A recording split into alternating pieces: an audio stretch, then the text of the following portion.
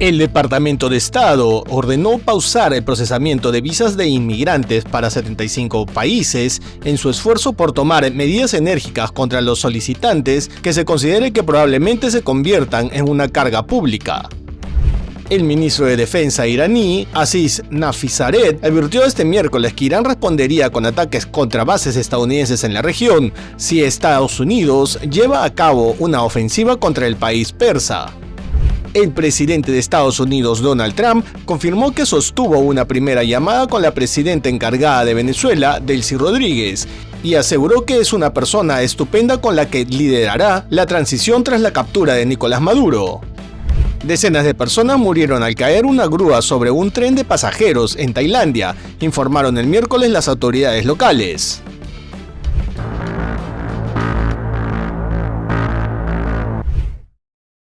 Según Fox News, el Departamento de Estado ordenó pausar el procesamiento de visas de inmigrante para 75 países en un esfuerzo para tomar medidas enérgicas contra los solicitantes que se consideren que probablemente puedan convertirse en una carga pública. Según la información difundida, esta decisión de la administración Trump entrará en vigencia desde el 21 de enero y continuará indefinidamente hasta que el departamento realice una reevaluación del procesamiento de visas. Brasil, Colombia, Cuba y Uruguay son los países de la región que destacan en esta lista de 75 países. Los países que también serán afectados son Afganistán, Albania, Argelia, Antigua y Barbuda, Armenia, Azerbaiyán, Bahamas, Bangladesh, Barbados, Bielorrusia, Belice, Bután, Bosnia, Birmania, Camboya, Camerún, Cabo Verde, Costa de Marfil, República Democrática del Congo, Dominicana, Egipto, Eritrea, Etiopía, Fiji, Gambia, Georgia, Ghana, Granada, Guatemala, Guinea, Haití, Irán, Irak, Jamaica, Jordania, Kazajistán, Kosovo, Kuwait, Kirguistán, Laos, Líbano, Liberia, Libia, Macedonia del Norte, Moldavia, Mongolia, Montenegro, Marruecos, Nepal, Nicaragua, Nigeria, Pakistán, República del Congo, Rusia, Ruanda, San Cristóbal y Nieves, Santa Lucía, San Vicente y las Granadinas, Senegal, Sierra Leona, Somalia, Sudán del Sur, Sudán, Siria, Tanzania, Tailandia, Tongo, Túnez, Uganda, Afganistán y Yemen. Esto es parte de un esfuerzo de la administración republicana que ordenó en noviembre del 2025 que los funcionarios consulares apliquen nuevas y amplias normas de control en virtud de la denominada disposición de carga pública de la Ley de Inmigración. La guía instruye a los funcionarios consulares a negar visa a los solicitantes que se considere que probablemente dependerán de beneficios públicos, sopesando una amplia gama de factores, incluida la salud, la edad, el dominio de inglés, las finanzas e incluso la posibilidad de necesidad de atención médica a largo plazo. Asimismo, se insta a rechazar a los solicitantes mayores o con sobrepeso, así como aquellos que hayan utilizado anteriormente asistencia en efectivo del gobierno o hayan estado institucionalizados. Como se sabe, a poco de cumplir un año en la presidencia, Trump informó que durante su periodo, más de 100.000 visas extranjeras fueron revocadas, más del doble del 2024 durante la administración de Joe Biden. La mayoría de las revocaciones fueron para viajeros de negocios y turistas que permanecieron en el país más del tiempo permitido por sus visas. Cabe señalar que entre los mencionados también están 8.000 estudiantes y 2.500 trabajadores especializados que también perdieron su estatus legal. El Pentágono está trabajando para enviar decenas de abogados militares a Minneapolis para ayudar en los procesos federales en medio de una ofensiva contra la inmigración ilegal allí, según dos funcionarios familiarizados con el asunto y una solicitud escrita que ha circulado por el Departamento de Defensa.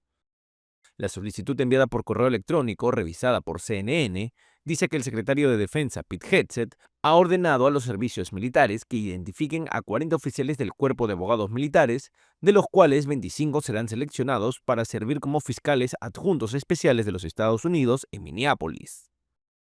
Se espera que alrededor de 1.000 agentes adicionales de aduanas y protección fronteriza de los Estados Unidos se desplieguen pronto en Minneapolis, ya que las tensiones entre las fuerzas del orden federales y locales aumentaron después del tiroteo fatal a Renee Nicole Good, madre de 3 hijos, en el que participó el ICE, y provocó protestas en todo el país.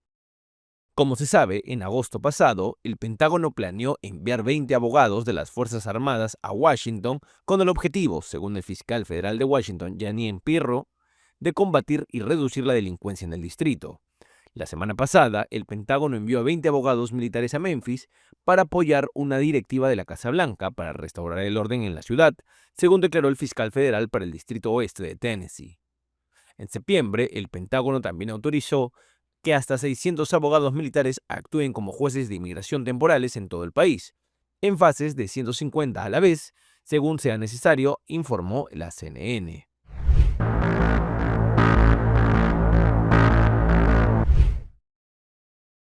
El ministro de Defensa iraní, Aziz Nafisardeh, advirtió este miércoles que Irán respondería con ataques a bases estadounidenses en la región si Estados Unidos lleva a cabo una ofensiva contra el país persa. Nafisardeh especificó que todas las bases de Estados Unidos y las bases militares de otros países de la región que ayuden a Estados Unidos en ataques contra el suelo iraní serán considerados objetivos legítimos, y afirmó que la respuesta iraní será dolorosa para los enemigos en caso de una agresión. Las declaraciones del responsable de defensa llegan tras varias advertencias del presidente estadounidense Donald Trump, quien ha manifestado en repetidas ocasiones su disposición a lanzar un ataque contra Irán en defensa de los miles de manifestantes que desde hace 2 semanas protestan en diferentes ciudades de la República Islámica que han dejado centenares de muertos. Pienso en Irán cuando veo el tipo de muertes que se están produciendo allí. Pensamos, así que vamos a obtener cifras precisas. Las podré tener en 20 minutos. Tendremos cifras precisas de lo que está sucediendo con respecto a las muertes. Parece que la cifra es significativa, pero aún no lo sabemos con certeza. Lo sabré pronto y actuaremos en consecuencia. Como se sabe, la Embajada Virtual de Estados Unidos en Irán emitió una alerta de viaje en la que recomienda a sus ciudadanos abandonar Irán de inmediato, debido a la crisis social y política que atraviesa el país por las protestas generalizadas que llevan más de 2 semanas.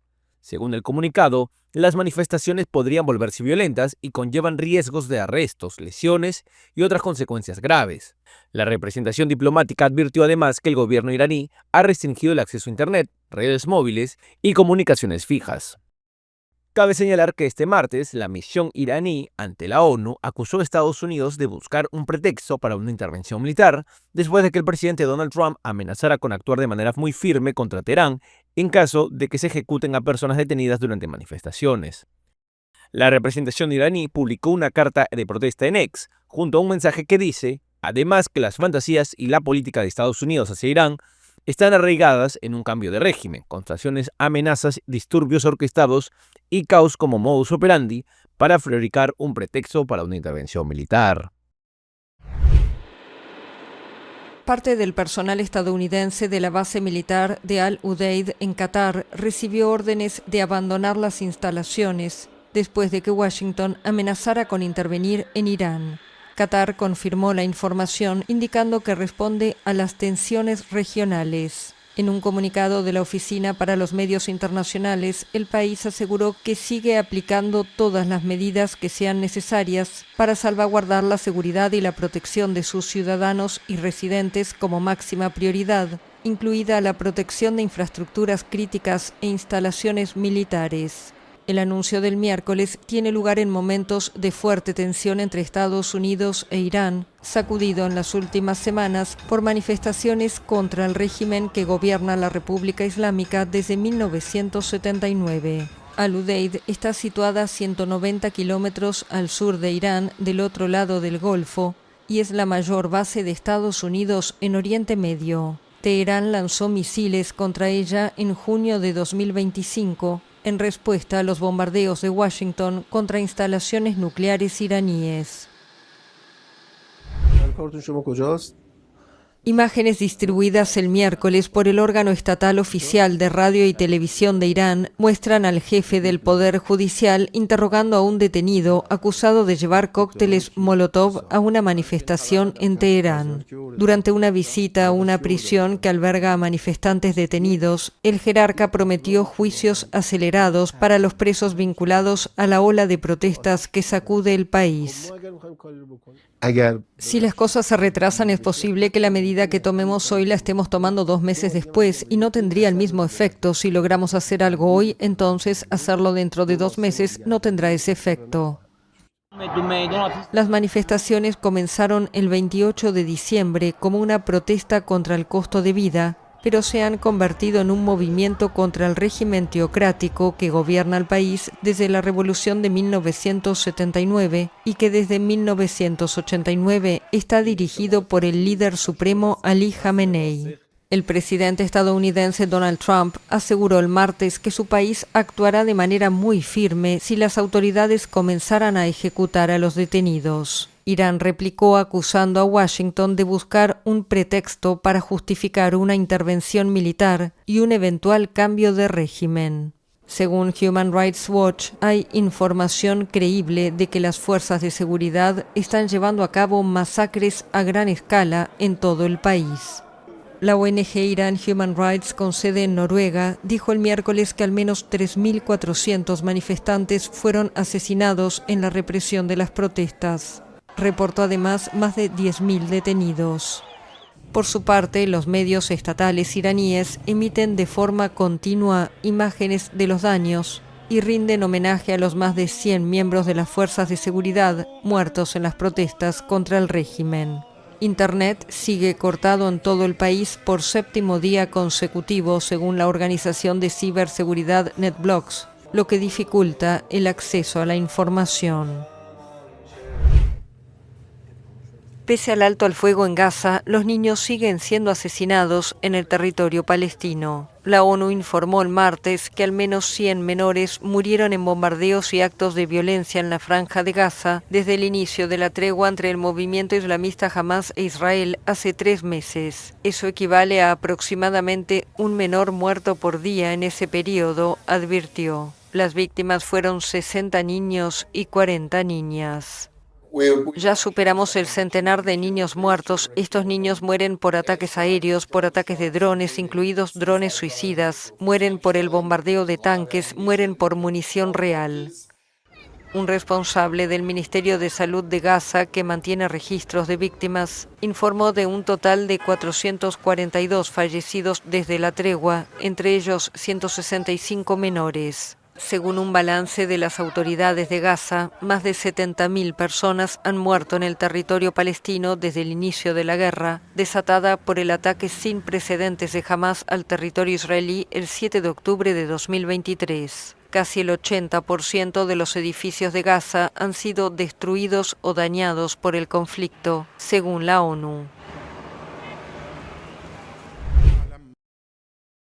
Humo blanco sobre quienes integrarán el comité encargado de administrar la franja de Gaza según el plan del presidente estadounidense Donald Trump. El gobierno egipcio anunció el miércoles que se logró un consenso sobre los nombres de los 15 miembros del grupo de tecnócratas palestinos que administrará el territorio. Este comité será desplegado en la franja de Gaza para gestionar la vida diaria y proporcionar servicios básicos al pueblo palestino que sufre en la franja de Gaza. El programa de 20 puntos presentado en octubre por el presidente estadounidense luego de 2 años de guerra prevé que este comité de transición gobierne el territorio palestino bajo la supervisión de un Consejo de la Paz presidido por el propio Trump. Las conversaciones del Cairo también abordan la retirada de las fuerzas israelíes de Gaza, la reapertura del paso fronterizo de Rafah con Egipto al sur de la franja, y la entrada de la ayuda almacenada en el lado egipcio.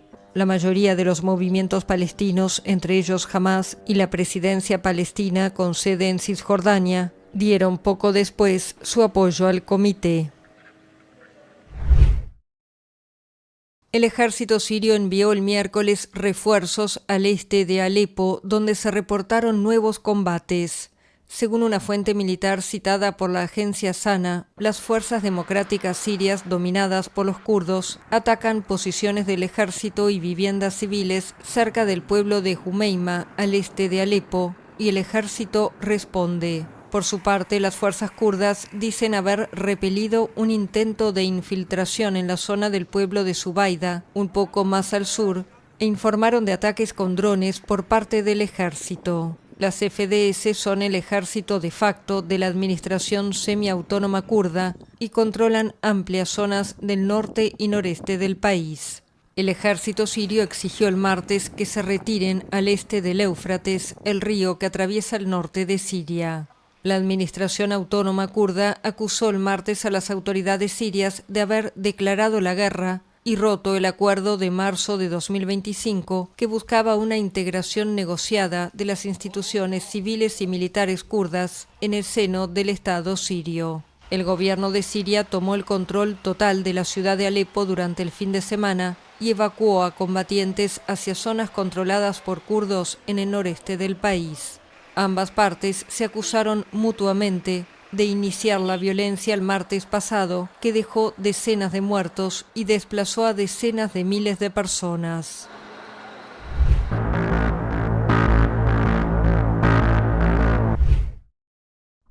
El presidente de Estados Unidos, Donald Trump, confirmó que sostuvo una primera llamada con la presidenta encargada de Venezuela, Delcy Rodríguez, y aseguró que es una persona estupenda con la que podrá lidiar la transición tras la captura de Nicolás Maduro. Primero, acabamos de tener una conversación muy buena hoy y es una persona estupenda. Es alguien con quien hemos trabajado muy bien. Marco Rubio está tratando con ella. Yo también traté con ella esta mañana. Tuvimos una llamada larga. Hablamos de muchas cosas y creo que nos vamos a llevar muy bien con Venezuela. La conversación entre Trump y Rodríguez se da la misma semana en que María Corina Machado viajará a Washington para tratar de convencer a Trump de que todavía vale su apoyo. Como se recuerda, la presidenta interina encargada por el chavismo, Delcy Rodríguez, rechazó lo sugerido por el presidente de Estados Unidos, Donald Trump, quien insinuó ser el presidente de Venezuela y el encargado de tomar las decisiones en el país sudamericano. He visto por allí caricaturas en Wikipedia de quién manda en Venezuela. Bueno, aquí hay un gobierno que manda en Venezuela, aquí hay una presidenta encargada y hay un presidente rehén en los Estados Unidos. Y gobernamos junto al pueblo organizado, junto al poder popular. Y avanzamos en relaciones internacionales de respeto, en el marco de la legalidad internacional, para hacer reivindicar y para proteger los derechos de nuestra amada Venezuela. Todo o nada. Venezuela trabaja en la identificación de restos humanos hallados luego del ataque de Estados Unidos que provocó la caída de Nicolás Maduro y en el cual hubo un centenar de muertos. Así lo informó el martes el ministro del Interior, Diosdado Cabello. Venezuela no había sido bombardeada nunca. No, nunca. Lo decimos, pues, un exabrupto total lo que hicieron contra Venezuela. Contra gente que estaba dormida. Murieron, ni cuenta se dieron. Fuerzas estadounidenses bombardearon Caracas y 3 estados cercanos la madrugada del 3 de enero en una operación que terminó con la captura de Maduro y su esposa. Ambos se enfrentan a la justicia por narcotráfico en Nueva York. El balance oficial da cuenta de al menos 100 muertos, aunque sin precisar exactamente cuántos. En ese ataque murieron unos 55 uniformados, incluidos 32 cubanos, del esquema que custodiaba a Maduro. Cuando no hablamos de la cantidad de fallecidos o asesinados, es porque las explosiones fueron tan fuertes que bueno, hay personas que no sabemos dónde están. Fue fragmentada de tal manera que es imposible. El poderoso dirigente chavista apuntó que la policía científica junto a medicina forense adelantan estudios que se hacen para ver el ADN de pedazos de restos humanos de los fallecidos en el ataque militar estadounidense. Tras el ataque, la entonces vicepresidenta Delcy Rodríguez asumió funciones de manera temporal bajo fuertes presiones de Donald Trump, que dice estar a cargo de Venezuela. La presidenta interina inició acercamientos con Washington en un escenario en el que está planteado retomar las relaciones, rotas desde 2019. Caracas muestra un ambiente de calma tras la acción estadounidense que depuso a Maduro. Las largas filas en supermercados y gasolineras del primer momento desaparecieron días después del ataque.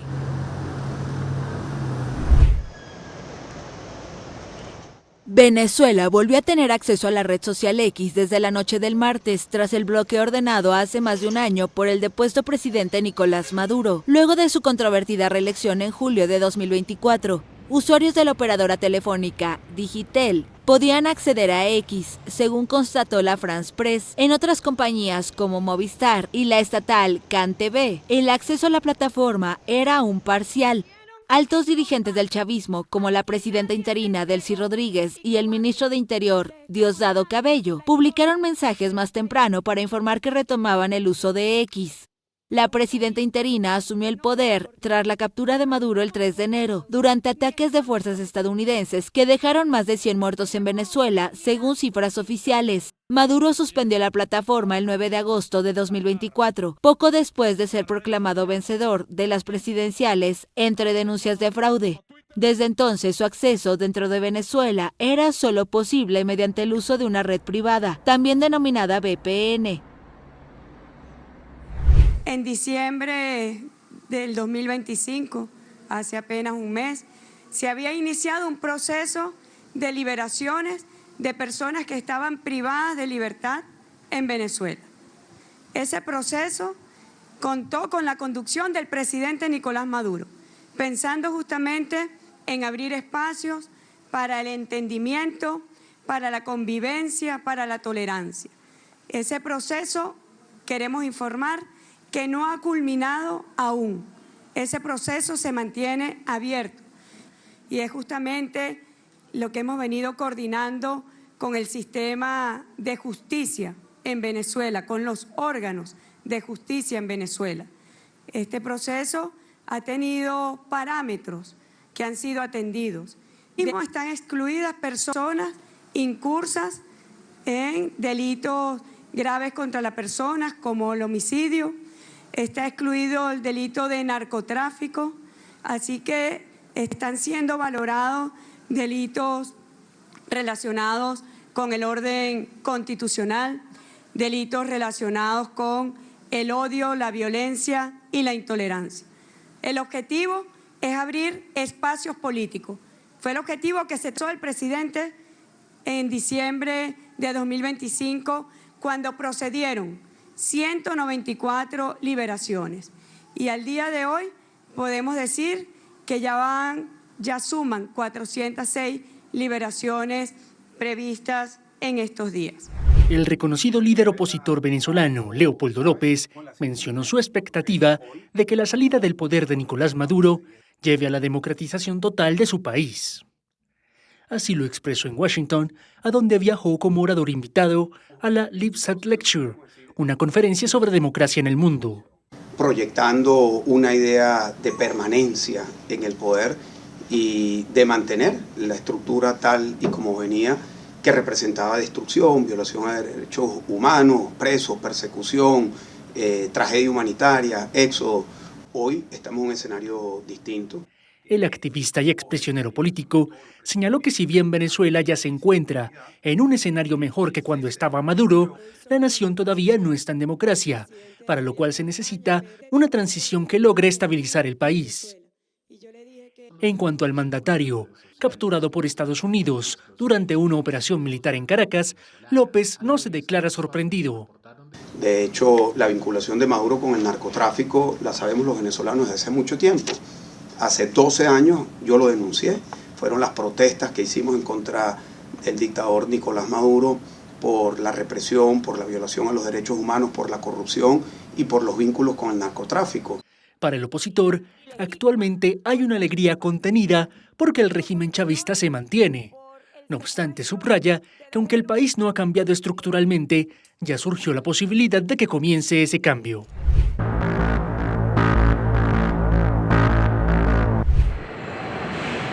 La inflación en Argentina cerró 2025 en 31,5%, su nivel más bajo en 8 años. La cifra fue celebrada por el gobierno del presidente Javier Milei como un triunfo de su programa de ajuste fiscal, pero los analistas advierten que puede haber encontrado su piso. En diciembre los precios aumentaron 2,8% en la medición mes a mes, siguiendo una tendencia que comenzó en junio, informó el martes el Instituto Público de Estadísticas INDEC. Los mayores aumentos en el último mes del año se registraron en transporte, vivienda y tarifas como el agua y el gas. Pese al repunte, el resultado global de 2025 fue el menor desde 2017, cuando la inflación se ubicó en 24,8% durante el gobierno de Mauricio Macri. La administración de Milei calificó la cifra como un logro extraordinario porque cumple la promesa de frenar el alza desbocada de precios que ha acosado históricamente a los argentinos. En diciembre de 2023, al asumir, Milei devaluó el peso argentino más de 50% y encendió la motosierra con la que redujo gastos y congeló presupuestos. Así Argentina cerró 2024 con 117,8% de inflación, casi la mitad del 211,4% que se registró el año anterior. Sin embargo, economistas advierten que el dato de diciembre encendió señales de alerta, pues se trata del séptimo mes consecutivo de aumento del índice de precios. Numerosos economistas argentinos advierten que el tipo de cambio sigue apreciado, un factor que limita la acumulación de reservas en dólares por parte del Banco Central y plantea riesgos para la sostenibilidad del proceso de desinflación.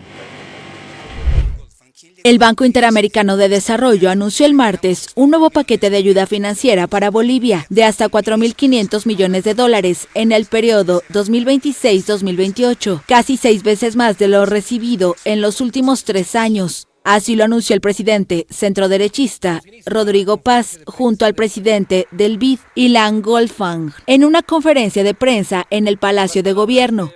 Bolivia merece desarrollo, merece un desarrollo honesto. Este es el inicio de la reconstrucción de la patria.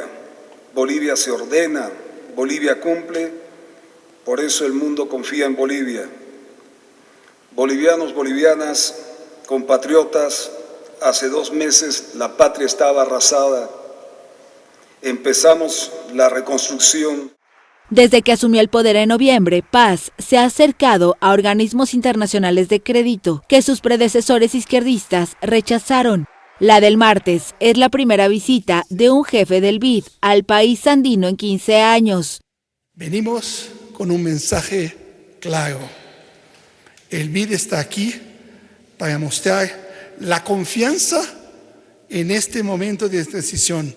La cooperación, según el presidente del Banco Interamericano de Desarrollo, se destinará para varios rubros como minería, energía, medio ambiente, turismo y crear condiciones para generar seguridad jurídica en el país. El presidente Paz consideró como un gran logro el principio de este entendimiento. La reunión se realizó un día después de que el mandatario boliviano firmara un acuerdo con sindicatos para frenar las protestas sociales que se opusieron a un decreto de reformas económicas.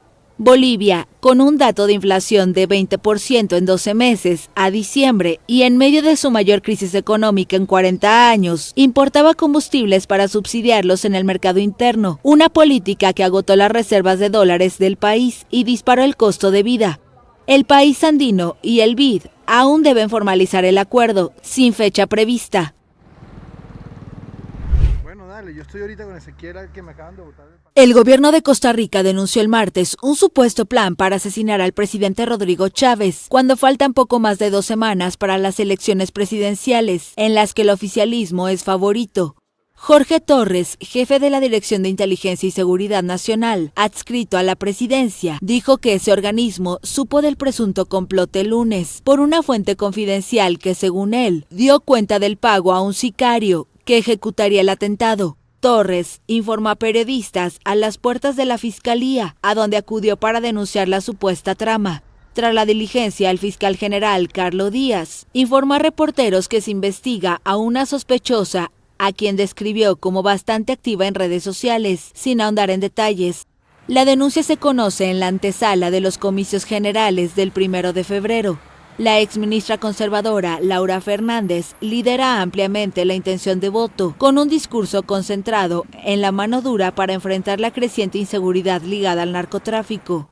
También trascendió el martes que el presidente de El Salvador, Nayib Bukele, inició una visita oficial a Costa Rica para poner la primera piedra de una cárcel inspirada en su megaprisión para pandilleros. Costa Rica, con una población de 5.200.000 personas, era uno de los países más seguros del continente, pero cerró 2025 con una tasa de 16,7 homicidios por cada 100.000 habitantes, frente a 11,2 de 2020.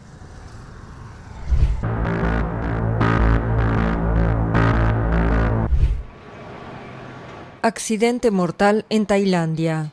Una grúa que se usaba en las obras de un proyecto ferroviario cayó sobre un tren de pasajeros, provocando la muerte de una treintena de personas. Más de 60 resultaron heridas y debieron ser hospitalizadas. El ministro de Transportes de Tailandia dijo que 195 personas se encontraban a bordo del tren, que circulaba entre la capital, Bangkok, y la provincia de Ubon Ratchathani, en el noreste del país. La grúa formaba parte de una obra para conectar Bangkok con Kunming, en el sur de China, a través de Laos. China presta asistencia técnica, pero esa sección está siendo construida por una empresa tailandesa. El juicio en apelación contra Marine Le Pen por malversación de fondos públicos europeos comenzó el martes en París. La líder ultraderechista francesa espera anular una primera condena y salvar su candidatura a la elección presidencial de 2027. En marzo, un tribunal de primera instancia la condenó a 5 años de inhabilitación inmediata, una decisión que agitó el tablero político y que incluso el presidente estadounidense Donald Trump consideró una caza de brujas. La política de 57 años llegó y se marchó del Palacio de Justicia de París en el centro histórico de la capital sin hacer declaraciones a la prensa en esta primera jornada de un juicio previsto hasta el 11 de febrero. El proceso en apelación llega cuando Le Pen o su delfín Jordan Bardella lideran los sondeos para suceder al centroderechista Emmanuel Macron en 2027. Además de Le Pen, otras 23 personas entre ex-eurodiputados, miembros y trabajadores del otrora Frente Nacional, rebautizado Agrupación Nacional, también fueron condenadas, al igual que la formación. 12 de los procesados y el propio partido recurrieron la sentencia. La justicia francesa no reveló ningún enriquecimiento personal en este caso y en primera instancia ordenó que los condenados devolvieran 3.200.000 euros al Parlamento Europeo. En lugar de negar en bloque, los abogados de la líder ultraderechista optarán ahora por subrayar que no tuvo la intención de cometer los hechos que se le imputan, según varios de sus allegados. El cambio de estrategia buscaría que en caso de condena, la pena de inhabilitación o de prisión le permita presentarse a la elección presidencial de 2027, a la que ya no puede postularse Macron, y hacer campaña. La pena máxima que enfrenta son 10 años de prisión. En caso de nueva condena, le quedaría un último recurso ante la Corte de Casación. El grupo estadounidense Saks Global se declaró en quiebra. La compañía es propietaria de los grandes almacenes de lujo Saks Fifth Avenue, Neiman Marcus y Bergdorf Goodman. Según informó el miércoles, inició un procedimiento de quiebra voluntaria ante un tribunal del Distrito Sur de Texas, a través del llamado Capítulo 11. La empresa no realizó un pago de intereses de $100 millones que vencía el 20 de diciembre y que estaba vinculado a su compra en 2024 de Neiman Marcus por $2.700 millones. Saks indicó que tiene un plan de financiación que todavía necesita aprobación judicial y que, según la empresa, le dará la liquidez necesaria para financiar las operaciones y las iniciativas de reestructuración de la compañía. El grupo dijo que se compromete a cumplir con todos los programas destinados a los clientes, realizar los pagos futuros a los proveedores y mantener el pago de salarios y beneficios a los empleados. Añadió que sus tradicionales tiendas permanecen abiertas.